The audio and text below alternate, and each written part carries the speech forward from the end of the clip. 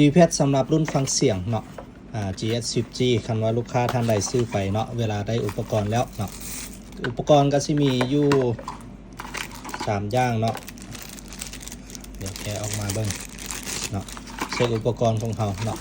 ส่วนการติดตั้งเนาะการติดตั้งเดี๋ยวจะอธิบายเรื่องสายไฟแต่ละเส้นสายไฟเวลาได้ไปจะมีอยู่3เส้นเนาะให้ต่อ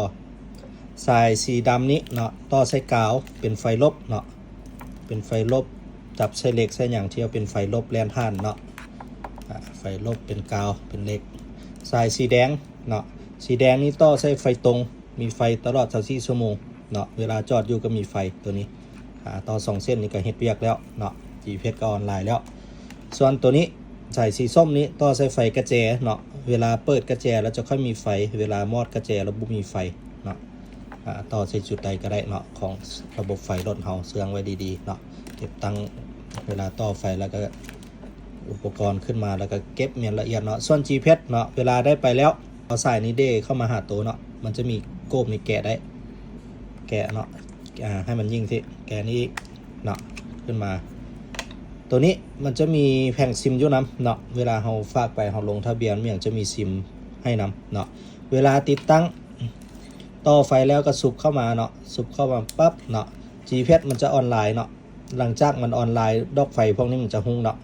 หุ้งแบบใดเดี๋ยวสิเปิดเบิ่งเนาะนี่หุ้งแบบนี้3ดอกนี้มันต้องหุ้งเนาะยิงสัญญาณต้องหุ้งทั้ง3ดอกเวลาส่งสัญญาณนะแบบพริบแบบนี้เนาะแล้วหลังจากนั้นเวลาที่ว่า GPS มันขึ้นมาออนไลน์แล้วให้เปิดสวิตช์ตัวนี้ไว้เนาะมันจะมีออฟกับออนนี้เปิดสวิตช์ออนไว้นะเวลา GPS ออนไลน์ทุกอย่างเนาะออนไลน์เช็คอยู่ในแอปตึมเนาะส่วนอุปกรณ์อีกต่อมาจะมีสายไม้นี้เนาะสายไม้ก็มาต่อให้มันถือกันเนาะถือขานี่เนาะแล้วก็สายไม้ก็ที่ยาวเนาะแล่นเชื่องไว้ถึงเพดานบอบบอนใดที่ว่าเหมาะกับคนเว้าฮะเนาะรุ่นนี้รุ่นฟังเสียงเนาะก็สิประมาณเนาะส่วนพอร์ตตัวนี้บ่ได้ต่อ